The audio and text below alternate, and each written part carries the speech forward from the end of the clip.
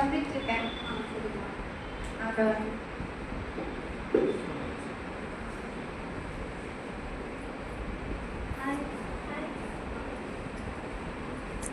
பூத்து குழப்பம் நந்தவனம், கொட்டுகின்ற நீர்வீழ்ச்சி, அலை கடல்களில் ஓசை, மிருக காட்சி சாலையில் சகோதரி காவியம் மற்றும் பிரிட்சி இயற்கை செய்தி. இதோ உங்களுக்காக.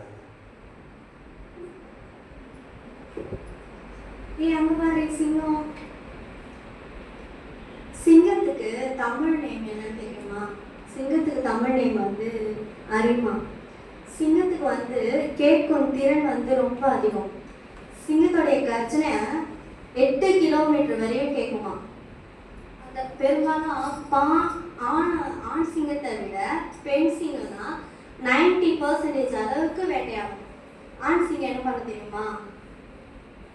ஒரு நாளைக்கு 18 முதல் 20 மணி நேரம் வரைக்கும் தூங்குமா.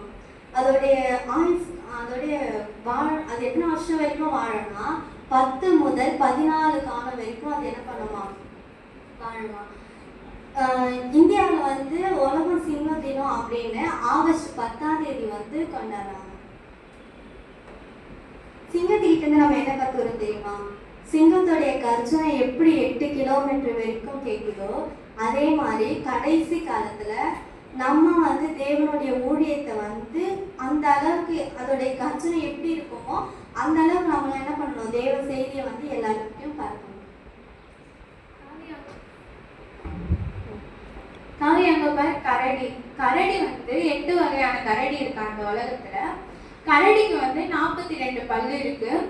கரடி வந்து 4 அடி உயரம். அதுக்கப்புறமேட்டு வந்து 115 கிலோ எடை கொண்டது. கருப்பு கரடி வந்து 35 கிலோ வந்து வேகமாக ஓடும். கரடி வந்து பாத்தீங்கன்னா 10ல இருந்து 20 வருஷம் வரைக்கும் வாழும். கரடி வந்து 7 மாதங்கள் வந்து கர்ப்ப நாட்கள். அதுக்கப்புறம் பாத்தீங்கன்னா அது குட்டி போடும்போது 2ல இருந்து 3 குட்டி வரைக்கும் போடும்.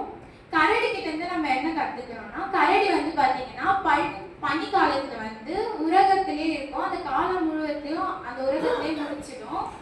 அது என்ன பண்ணுவோம்னா, அதுக்கு தேவையான பொருள்லாம் பனிக்காலம் வர்றதுக்கு முன்னாடியே வந்து எடுத்து வச்சுக்கும். அதே மாதிரி நம்மளும் வந்து கிருபை முடியறதுக்கு முன்னாடியே பரிசுத்தமா வாழ கத்துக்கணும். அப்படி இல்லைன்னா கிருபையின் காலம் முடிஞ்சிச்சுன்னா நம்மளால பரலோகத்துக்கு போக முடியாது. அதுதான் நம்ம கரடி கிட்ட இருந்து கத்துக்கணும். அங்க பாரு, பறவையிலே நெருப்பு கோழி இருக்கு பாரு. நெருப்பு கோழி வந்து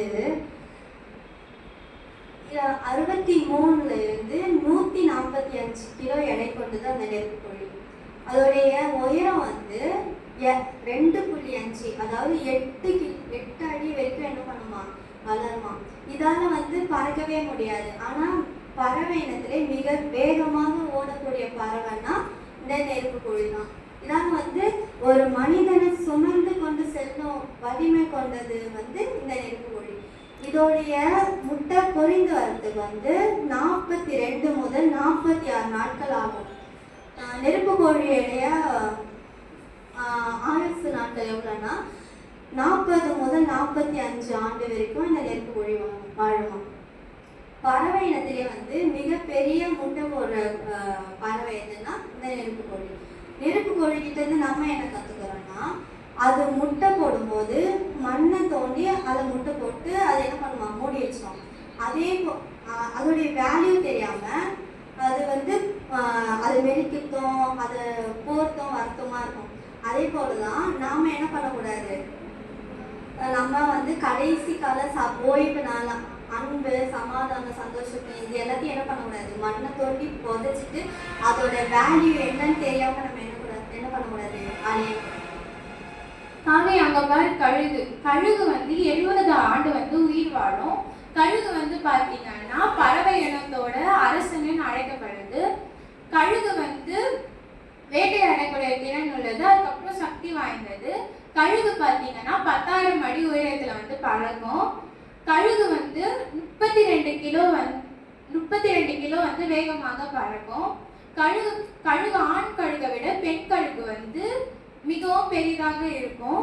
கழுகு கிட்ட இருந்து நம்ம என்ன கத்துக்கிறோம்னா, கழுகு வந்து பாத்தீங்கன்னா தன்னுடைய குட்டிகளை வந்து என்ன பண்ணும்னா மலையில இருந்து கீழே தள்ளி விடும். ஏன் அப்படி தள்ளி விடுதுன்னா அது வந்து டெஸ்ட் பண்ணுது தன்னுடைய குட்டியை எப்படி அது பறக்குதா இல்லையான்னு சொல்லிட்டு. அதே மாதிரி வந்து அந்த சப்போஸ் அந்த கழுகு அந்த குட்டி வந்து பறக்கலைன்னா அந்த கழுகு வந்து என்ன பண்ணுவோம்னா தன்னுடைய செட்டைகளை வந்து விரிச்சு அந்த கழுகை வந்து காப்பாற்றும். அதே போலதான் ஏசப்பாவும் நம்மள இந்த உலகத்துக்கு படைச்சு அனுப்பியிருக்காரு. அவர் வந்து நம்ம எந்த ஒரு கஷ்டத்துலயோ எந்த ஒரு துன்பத்திலயோ எந்த கஷ்டம் வந்தாலும் அவரோட செட்டையை வச்சு நம்மளை வந்து பாதுகாப்பாரு. அதுதான் நம்ம கழுகு கிட்ட இருந்து கத்துக்கணும். தேவன் எவ்வளவு அழகா இந்த பறவைகளையும் இந்த மிருகங்களையும் படைச்சிருக்காரு இல்லையா?